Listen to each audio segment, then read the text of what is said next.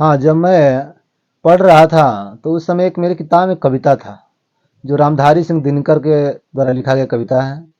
और आज भी कविता मुझे याद है, सुना रहा हूँ कविता, सुनिए।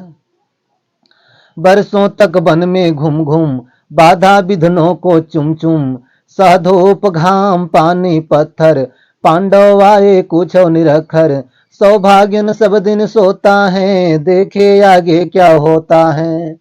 मैत्री को राह बताने को, सबको सुमार्ग पर लाने को, दुर्योधन को समझाने को, भीषण बिंद वंश बचाने को, भगवान हस्तिनापुर आए, पांडव का संदेशा लाए।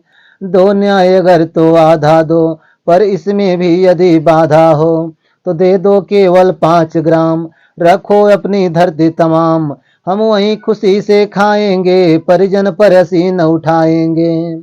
दुर्योधन वह भी दे न सका, आशीष समाज की ले न सका, उल्टे हरि को बांधने चला, जो था साधे साधने चला।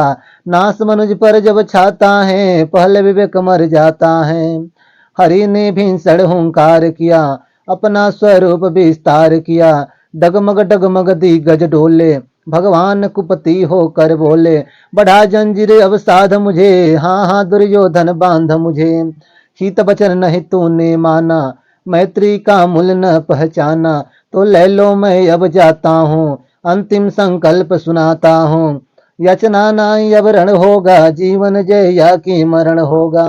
भाई पर भाई टूटेंगे, 20 बाण बूंद से छुटेंगे, वायस श्रृंगाल सुख लुटेंगे, सौभाग्य मनुज के फूटेंगे। आखिर तू भूसाई होगा, हिंसा का परदाई होगा।